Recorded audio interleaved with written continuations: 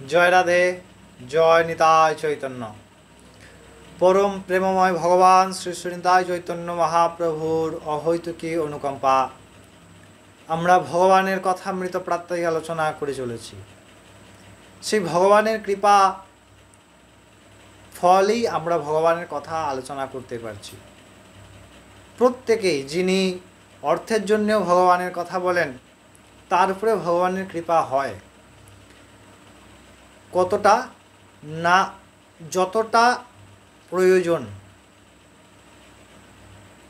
তিনি কৃপা করেন, যতটা সহ্য করতে পারবেন। যিনি পরমার্থের প্রতীক তিনি তার তত্ত্ব জানতে পারেন, যিনি তার ভক্ত তিনি তার তত্ত্ব জানতে পারেন, বাকি কেউ তার তত্ত্ব জানতে পারেন না।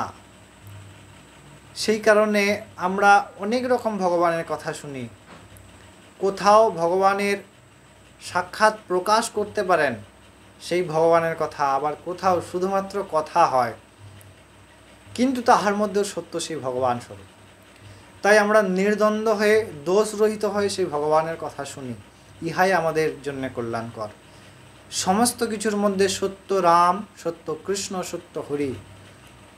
শ্রীমদ্ ভাগবতে বললেন, জন্মাদস্য যতনবাদি তথা স্বার্থেষ অভিজ্ঞ সরাট তেনে ব্রহ্ম হৃদয়া जो आदि कवे मुह्यन्ति यत् सूरया तेजो वारी मृदम यथा सर्गो मृषा यथा विनिमयति सर्गो मृषा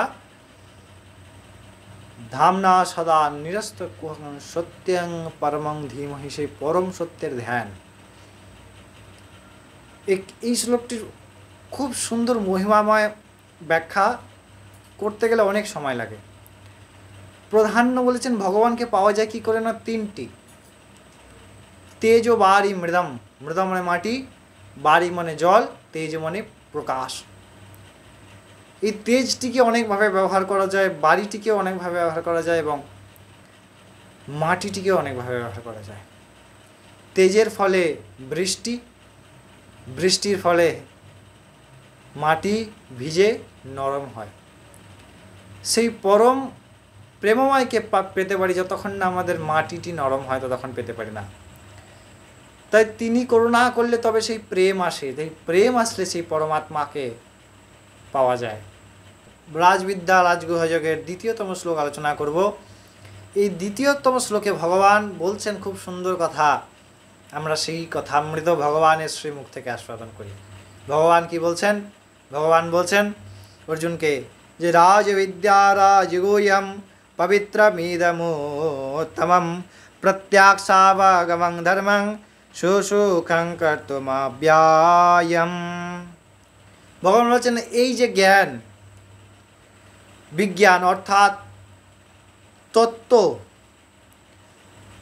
সমগ্ররূপ সমস্ত বিদ্যা হইতে শ্রেষ্ঠ, যা অত্যন্ত গোপনীয়, যা প্রাপ্তি হলে এমন কোনো জ্ঞান প্রাপ্তি করা বাকি থাকে না, যা অত্যন্ত সহজ প্রাপ্তি করা, লাভ করা।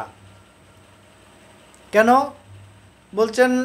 সত্যযুগ, ত্রেতাযুগ, দ্বাপর যুগে যা অসম্ভব ছিল, কলিযুগে তা অত্যন্ত সহজ।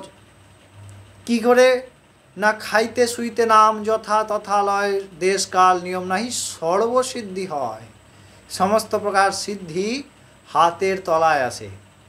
যেজন ভগবানের নাম নিরন্তর করেন, আস্বাদন করেন, উচ্চারণ করেন, নাম করেন, তিনি সর্বপ্রকার সিদ্ধি প্রাপ্ত হন। ইহা সত্য। কিন্তু আমরা এই সত্য কর্মটাও করি না।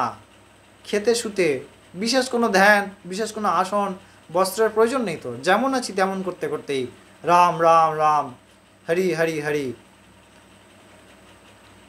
নিরন্তর নাম স্মরণ করেন কারা? পরম জ্ঞানী হয়েও ভগবান। হনুমান, হনুমান রাম রাম রাম। হনুমানকে পরম জ্ঞানী, পরম পরাক্রমী, এমন কোনো বল নেই যে তার মধ্যে নেই। অত্যন্ত বলবান, বলবান বলশালী, সমস্ত প্রকার সিদ্ধি করার তো তাও নিরন্তর শুধুমাত্র রাম রাম রাম। তাই নামই প্রধান।